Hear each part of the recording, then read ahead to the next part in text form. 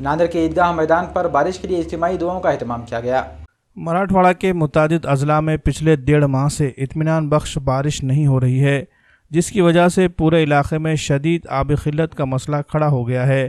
بارش نہ ہونے سے جہاں ایک طرف کسان اپنی فصلوں کے لیے فکر مند ہے، تو وہیں دوسری طرف ندی نالے سوکھنے سے شہری علاقوں میں بھی پینے کے پانی کا مسئلہ سنگین صورتحال اختیار کر رہا ہے۔ جہاں انسانوں کو پینے کے لیے پانی کی تلاش میں کئی میل کا فاصلہ طے کرنا پڑ رہا تھا، وہیں جانوروں کے چارے کا مسئلہ بھی سنگین صورتحال اختیار کر چکا ہے۔ شہر کے ندی اور ڈیم بھی سوکھ چکے ہیں۔ لوگ بار بار آسمان کی طرف اپنی نگاہیں اٹھا کر دیکھ رہے ہیں کہ بارش کب ہوگی۔ ایسے میں بارش کے لیے اب شہر کے علماء کرام، حفاظ و ائمہ مساجد کے ذمہ داران نے 20 جولائی بروز ہفتے کی صبح 8:30 بجے خدوائے نگر علاقے کی قدیم عیدگاہ پر نماز استسقاء کا اعلان کیا تھا، لیکن رب العزت نے اپنی رحمت کے دروازے کھولتے ہوئے جمعہ کے روز سے ہی شہر و اطراف میں تیز اور ہلکی بارش کا سلسلہ شروع ہو گیا، جس کے سبب علماء کرام نے خدوائے نگر علاقے میں واقع عیدگاہ میدان پر موجود علماء نے آپس میں مشورہ کرتے ہوئے یہ طے کیا کہ اب اللہ رب العزت سے شکرانے کے طور پر دعا کی جائے گی۔ تیز بارش گرتی رہی اور علماء نے اللہ رب العزت سے گڑ گڑاتے ہوئے رحمتوں والی بارش کے لیے دعائیں کی۔ اس موقع پر مسلمانوں کی کثیر تعداد عیدگاہ پر جمع ہو کر دعائیں کرتی نظر آئی۔ اس دعائیہ نشست میں مولانا سعد عبداللہ ندوی، مولانا سرور قاسمی، مولانا طیب صاحب ندوی، مولانا محمد صدیق ندوی، مفتی عبید الرحمان اشاد کے علاوہ کارپوریٹر صابر چاؤس، اکبر چاؤس، ہیپی کلب کے ذمہ دار شعیب بھائی،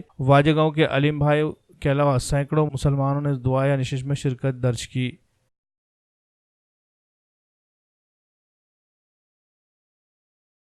اللہ تبارک و تعالیٰ کی طرف سے جو دین و شریعت جناب رسول اللہ صلی اللہ علیہ وسلم کو دیا گیا ہے اور آپ صلی اللہ علیہ وسلم کے ذریعے سے اس امت کو دیا گیا ہے، اس میں ہر کام اور ہر عمل کے لیے نمونہ حضور اکرم صلی اللہ علیہ وسلم کی ذات ہے، چاہے وہ خوشی کے مواقع ہوں، غم کے مواقع ہوں، کسی کے ساتھ ساتھ پریشانیاں ہوں، مشکلات ہوں۔ آدمی کی زندگی میں پانی کی ضرورت سب سے زیادہ اہم ہے، اور پانی قرآن میں جیسے کہا وَجَعَلْنَا مِنَ الْمَاءِ كُلَّ شَيْءٍ حَيٍّ، یہ پانی سے ہم نے ہر چیز کو زندہ کیا ہے اور زندگی دی ہے۔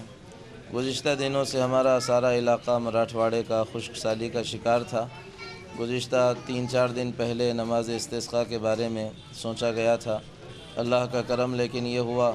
کہ نماز کے پہلے ہی 1 دن پہلے سے ہی بارش اللہ تعالیٰ نے برسا دی، اور ابھی بھی مستقل بارش برس رہی ہے۔ اس لیے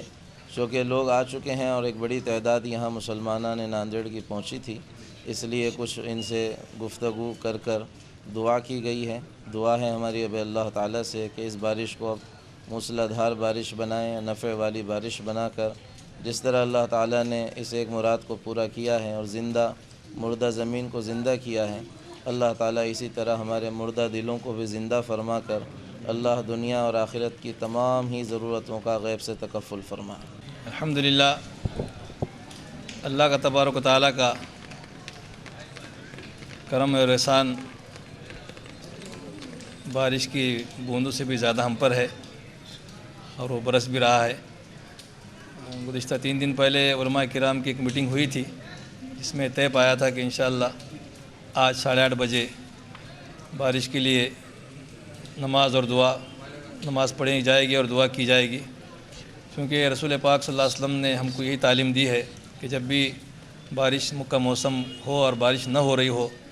اور کنویں وغیرہ خشک ہو جائیں اور جانوروں کے چارے کے اور پینے کے پانی کے مسئلے اگر پیدا ہو جائیں، تو شہر سے باہر نکل کر نماز اور دعا کا اہتمام کرنا چاہیے، اللہ تعالیٰ سے مانگنا چاہیے۔ تو اسی سلسلے میں 3 دن پہلے میٹنگ ہوئی تھی، اخبارات کے ذریعے اعلان کیا گیا تھا، لیکن اللہ کا کرم ایسا ہو گیا کہ 1 رات پہلے سے ہی الحمدللہ اطمینان بخش بارش ہو گئی، اور ہم سب لوگ رات سے ہی بارش کا لطف اٹھا رہے ہیں، اور امید ہے کہ آئے گی بھی انشاءاللہ بارش چلتی رہے گی، اور رحمتوں والی بارش اللہ تعالیٰ کی ہوگی، جس سے ہمارا فائدہ ہی ہوگا، نقصان نہیں ہوگا۔